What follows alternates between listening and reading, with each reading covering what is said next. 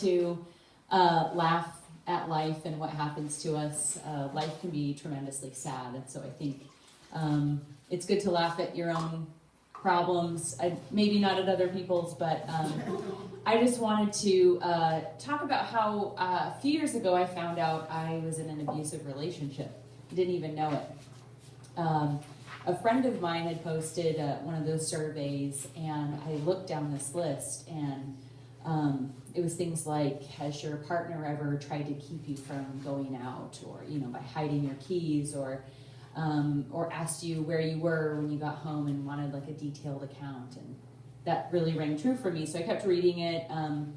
Has your partner ever shouted at you in public to embarrass you or to get their way? And that was true as well. I kept going through this list, and it was like, has your partner ever hit you or bit you or slapped you or punched you or kicked you? And I just, by the end of this survey, it was very clear to me that I was in an abusive relationship with my 2-year-old daughter.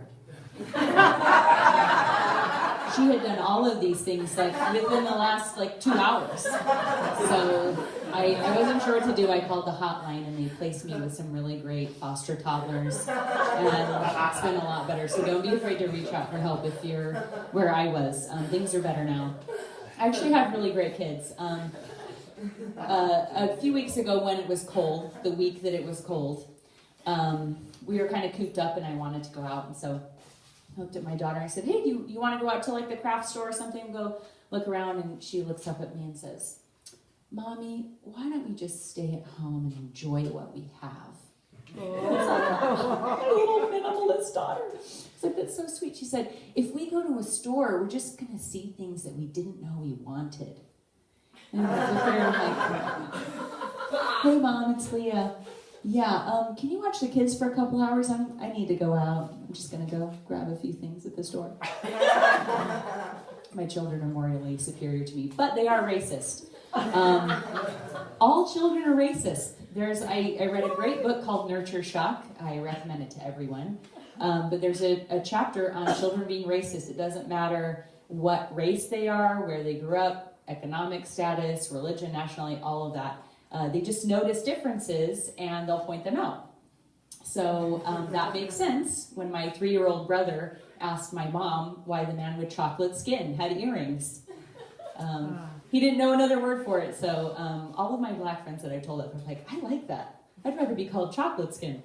And then a few weeks ago, when I took my daughter to the grocery store, my favorite cashier was there. He's from Beijing. He's always really friendly. So I leaned down and I said, say ni hao to him. So she looks up and goes, ni hao. Now, I'm not trying to be racist, but this joke does not make sense unless I can do his accent, so forgive me. So she says, ni hao, and he goes, oh, ni hao, you speak Chinese. And she looks at me, and he goes, you say, ni hao ma. And she goes, ni hao ma. He goes, that means, how are you? And she goes, how are you? Luckily, he laughed at it too, so he was a good sport about it, but she's racist. I was really surprised that the KKK came to Charlottesville. I really was. It was very clear that they didn't do their homework before they came here. Because it's like, you didn't see that coming, that when you marched on the downtown mall, that there was going to be some guy who got another guy's shoulders, an English professor at UVA, with a big red marker, and crossed out the third K and put a C over the top of it. You didn't think that was going to happen? Get it? Klan starts with a C, if you spell it correctly. Okay, never mind. It was funny to me at the time. Yeah, but while you're protesting, let's just protest something really, really important. The Red Delicious apple. In the 150-year history of the Red Delicious apple, not a single person has ever referred to it as delicious. I'm going to start a petition to rename it the Red Disgusting, the Red Deception. And I'm always disappointed 100% of the time, because you'll get one and you'll try to feel it and you're like, no, this one's not mealy, this one's nice and this is going to be good. And you take a bite out of it and you're like, I don't know how they got someone to chew this and spit it out and then cover it in this thin layer of crimson-colored vinyl, but they did it again. We do have consumer protection laws against this kind of bait-and-switch debauchery, but unfortunately, Red Delicious are still sold. They're not enjoyed, but they are sold. You can find them, if you don't know what they are, you can find them at any continental breakfast. They'll either be on display or in the trash can with one bite taken out of them. That's how you can tell it's a Red Delicious apple. Other things like black lampshades, don't know how those made the cut, especially for people who buy Energy Star appliances and a black lampshade. It's like buying a hybrid Hummer. Gummy vitamins as well are one that I take issue with. I think grown adults should be able to swallow a vitamin. I don't know what it says about our country when 90% of the vitamin aisle is all candy. That we can't swallow a vitamin unless it is shaped like a little animal and brightly colored and filled with sugar. In a few years, that's a tough pill to swallow. My kids aren't going to know what that means. They'll never have an appreciation of what it means to swallow a pill. We'll just have to change the phrase like, yeah, that's a really tough gummy to chew. I'm really sorry about that.